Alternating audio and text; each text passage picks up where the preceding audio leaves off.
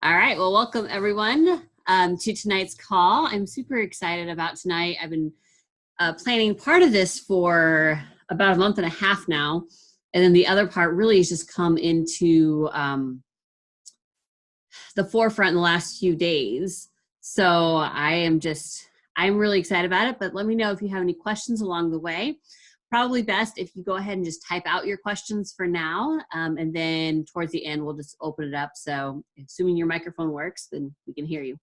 So, all right. So we're going to be talking about two things tonight. The first is the Super Recruiter Challenge. And then the second is really a long-term vision for your team and your business. So I'm going to start by sharing my screen. That way you can see all about the Super Recruiter Challenge. I'm like, I know the button's here somewhere. All right, so this is the graphic you've already seen. Let's see if we can, oh, it's not gonna. All right, I thought it would just go. All right, so here are the details. Now, first I'm gonna say, what is a super recruiter? A super recruiter is someone who has 10 actively enrolled people, personally enrolled people on your team. So someone that you have personally enrolled and you have 10 or more, and that makes you a super recruiter. Now, where did I come up with that term? Well, I didn't. Eric Worre came up with it, and we see it if you have oily tools. You have that number in your stats. So you can see the percentage of people on your team that are super recruiters. Okay, so you can see what it takes percentage-wise to have how many super recruiters it takes to have a team that is in momentum or even just double-digit growth. So this challenge is specifically for people that do not yet have 10 people that they have personally enrolled, or maybe they've enrolled 15, but 7 of them have fallen off. And so that means that they're at 8, and so they would need 2 more. All right, so between January 1st and March 31st, anyone that reaches 10 active personally enrolled will receive your choice of gifts. And I'll have that in the next slide or the next picture. Also, I am going to be creating some very special information, and it's going to be shared with you directly, probably through things like project broadcasts. I'm not thinking I'm going to create another Facebook group at this point, but if we get to that point that people that have reached us are asking for that, then that's always an option. But right now, it's going to be more targeted communication. And here's why. Because many of you that are on this call tonight, you may not qualify for this because you've already reached this point. And so I'm looking to really support those people that are crossing over from casually sharing, they've enrolled 1 or 2 people, to those that by the time you've enrolled 10, then you are more along the lines of someone that is looking to be a leader in your own team and business. And so that's really what this targeted communication is going to be for, is making that change in mindset from being a casual sharer to someone that is doing this on a more regular basis with a bigger vision in mind. All right, so the prizes, it's up to you, your prize, but it's one of these things. So your prize options would be like a Fitbit, $100 Amazon gift card, noise canceling headphones. I love those things when I use them, especially around my kids. A 31 travel set. So as you reach this, you're probably more likely to be traveling to things like convention and things like that. So this is just a fun weekender set. Perhaps a projector.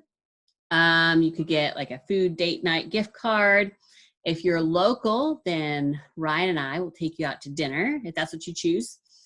Or the sweet aroma diffuser with about $75 in oils. So those are your choices, and I'll be posting this in the group later. So, all right, so I'm gonna stop sharing so I can get over to the questions. There we go. Okay. So go ahead and let me know if you have any questions about this. So now that I can see all of you now, I can definitely see that many of you, this does not pertain to you exactly, but it does pertain to your team members. And so this is, again, where you can go and encourage them to do this. My only stipulation is if they are at 9 currently, so I've already run the reporting. If they are at 9, they cannot enroll their spouse or their child to hit 10. Okay, so I feel that's fair, because that's not really what this is about. How do we help figure out who should? Well, the best way to figure that out is to run an Oily Tools report. If you go into the reporting, you can see who has, really for starting tomorrow, I will be doing some targeted communication. And so I'll be targeting people that have enrolled at least 2, but not yet 10. You can choose people that have not enrolled any, but you can run those reports in Oily Tools. And so that's my best. And then you can decide what parameters you want to put on that. If you want to get people that I've shared with 2, or if you want to like wait until like they're a little closer, but that's my suggestion for that. All right, any other questions about this? So again, this is something, the Super Recruiter idea comes from Eric Worre, and then Jake has just made it really nice and simple to see that in our Oily Tools reporting and stats to see how many we have on our team. So as leaders, you can already see if that may be an area that you need to focus on for growth, because if your number is less than 2%, then statistically speaking, you are in decline. So I'll be watching the prizes every month. So I'll be running reporting to see that. So there's not a form. I'll be running reporting and then contacting the people to find out what prize they want. Now, of course, if they're really on it, they can contact me as soon as they hit that 10, and then we'll do that. But I'll probably still only send out the prizes at the end of the month, just to keep that side of things easier for me, so I don't have to remember who already got their prize. Really have anywhere? Yes, that is correct, Heidi.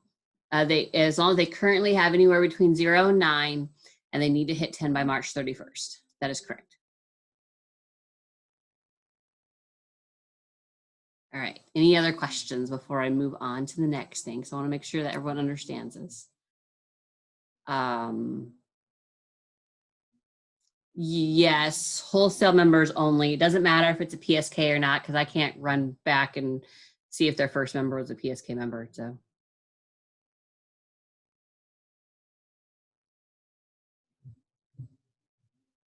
All right, now one thing I would like that I'm going to encourage you as leaders to watch is that people don't use this opportunity to help a team member out by changing their enrollment as well. So instead of like changing sponsor, they change the enroller to help them win this prize, because that defeats the purpose. If these people are not personally enrolling, then they do not have skin in the game for this, and they will not become leaders. So watch for that. You know, definitely do not encourage that they would do that. These need to be, whether it's your kid or your spouse or your best friend, they need to be out there personally enrolling these people themselves. You can change a sponsor all you want to give them a team of however much, but for the enrolling, they need to do this themselves. Because that is really what we're looking for, is the people that want to be leaders and business owners. And if you are simply changing the enrollment, then they don't have the skin in the game to get that done. All right, any other questions? I mean, obviously I can't monitor that.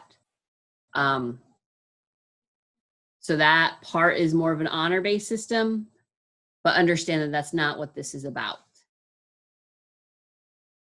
All right, any other questions before I move on? Or if you think of one later, I can come back to it. All right, so beginning of the year, vision casting, people like that is very common for this time of year, right? And as we are moving into 2020, like I couldn't shake the feeling of the word change. Like I could feel change deep within me, but I couldn't really put much more words to it. So I wasn't even going to include this part initially in this call because I'm like, what am I going to say? Things are going to change? I don't know. Like I had no particular direction for that. I just knew that how we, some as a team, some as a broader company, have been doing things needed to change, because what I've been observing is something called a leadership gap. So we grew as a company very, very quickly. And so whether or not you were a part of the company when we went through hyper growth, or even shortly after that, where we were still at really strong growth, you've seen that. And if you haven't seen it, you've heard, I feel like you're still feeling the residual effects of that, because when not that long ago, Katrina, I saw her on here, maybe she had to get off. I saw she had a baby on her lap. Katrina was asking me some of my statistics. Oh, I see her now. And I was like, you have to throw out my statistics for like how many people I had when I hit diamond, because it doesn't matter. Because what I had when I hit in 2014 really is not duplicatable.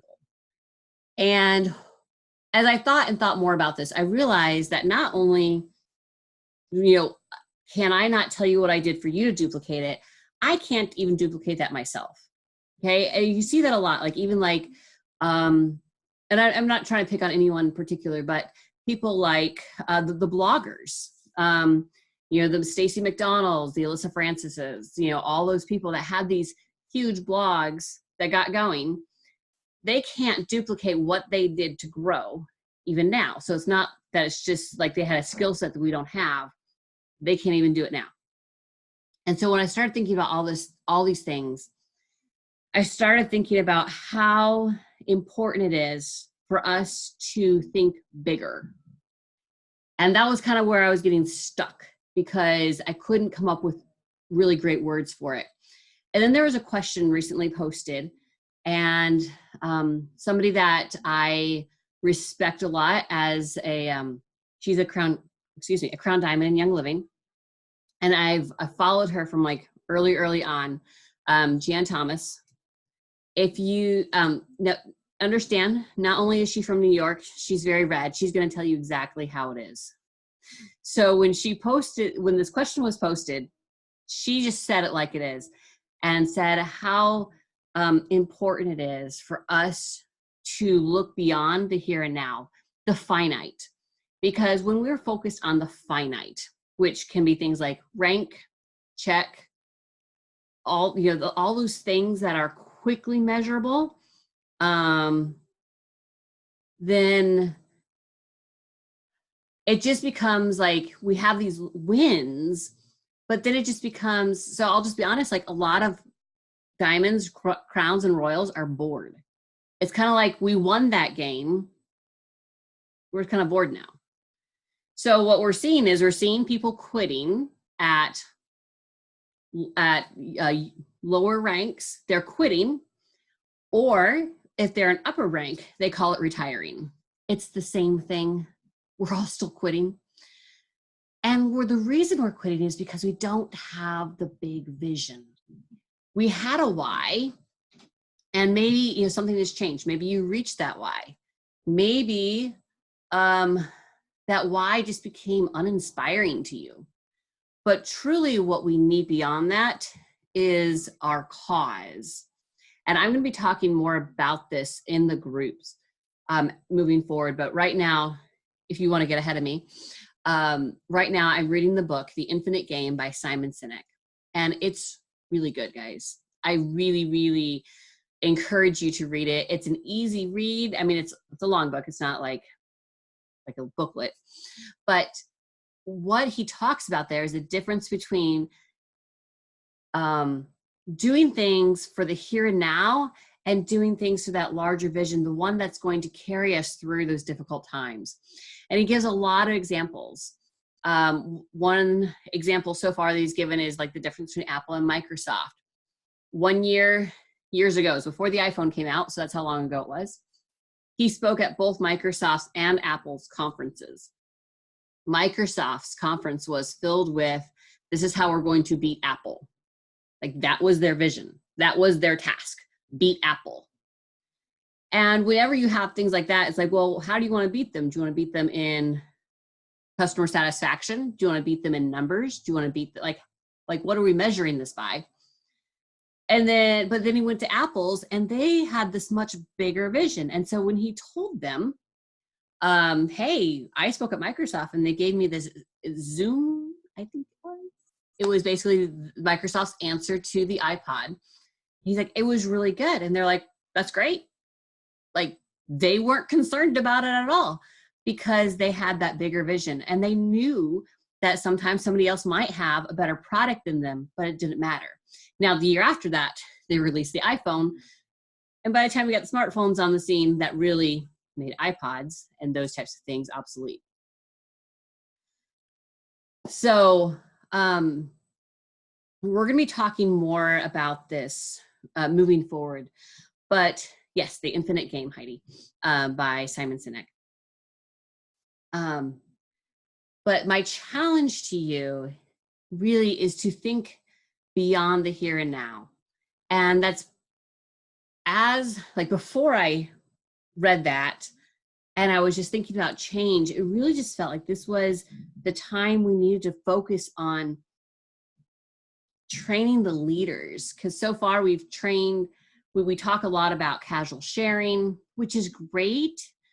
But what I've also found is that when people share with one or two and they don't have that bigger picture for a business, then many times that one or two people will fall off because they never get truly connected to the team, because they aren't connected to a leader, because their friend isn't a leader.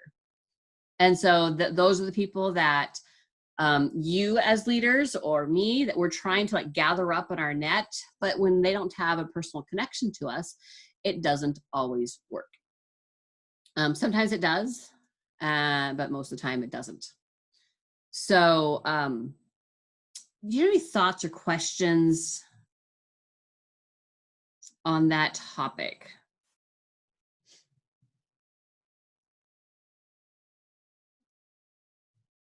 But just to read a couple things from the chapter 1, as he's comparing finite and infinite games. He says, finite games are played by known players. They have fixed rules and there's agreed upon objective when reached ends the game. Okay, so I'm thinking about things like competitions, trips, things like that, where there is an agreed upon objective. In finite games, there is always a beginning, a middle, and an end. Infinite games, in contrast, are played by known and unknown players. There are no exact or agreed upon rules.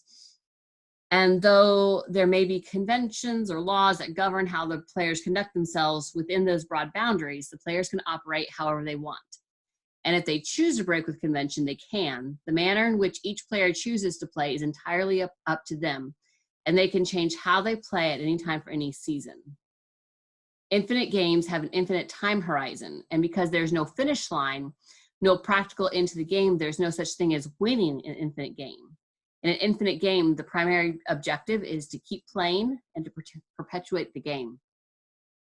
Later on, he talks about how during that time when Microsoft really wasn't winning at anything, the person, like the CEO of the company, really was playing a bunch of just finite games with the company. And so what you saw was that the different teams within the company then became like distrusting of each other. They became very competitive, but not in a good and healthy way.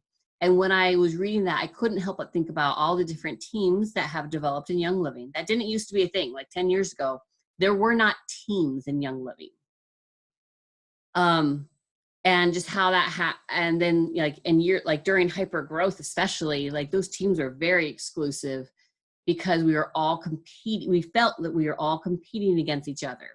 Now anymore, you see more open events, things like Diamond Bound, or you see Lindsay Moreno speaking. She didn't used to do that. I think because she's now retired, she feels, you know, she can, you know, share her secrets or whatever. But that it really closed off our mind because we're grasping at things.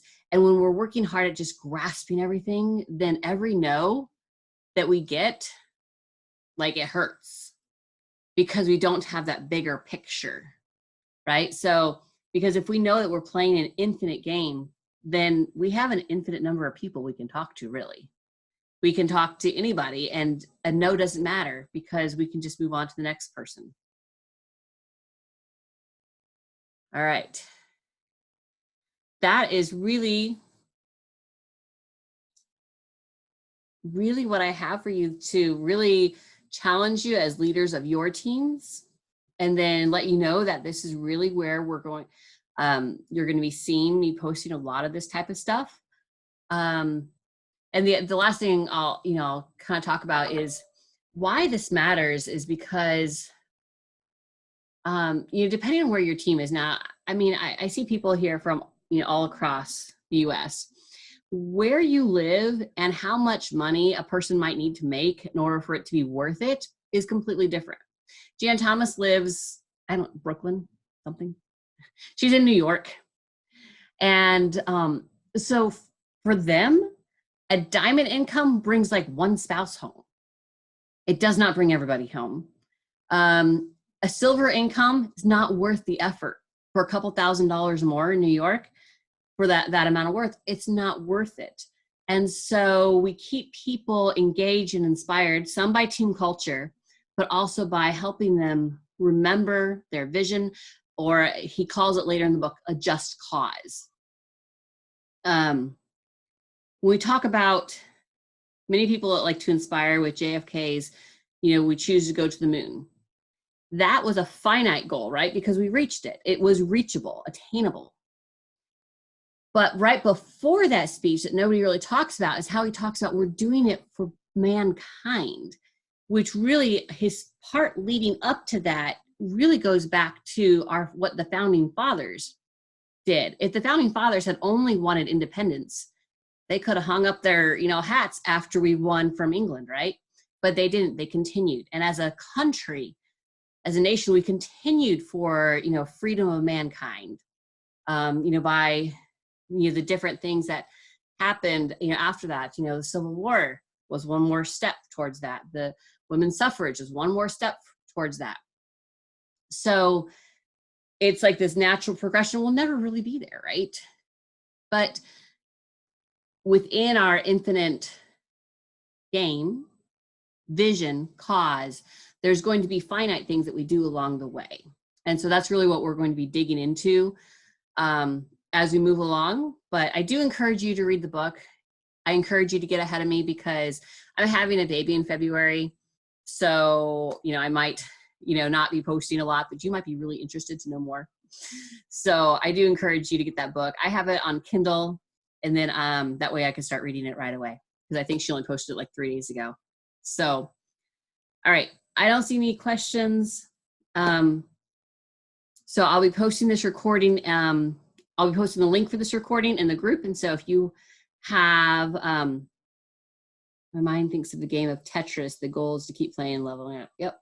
It's like an infinite game. Just keep going. I'll be posting the link to this call in the group, and that way you can share it in your groups for those that are not in my group. So thank you all for joining me. I hope you have a happy new year. Please reach out if you have any questions, and I look forward to getting to know all of you even better this year.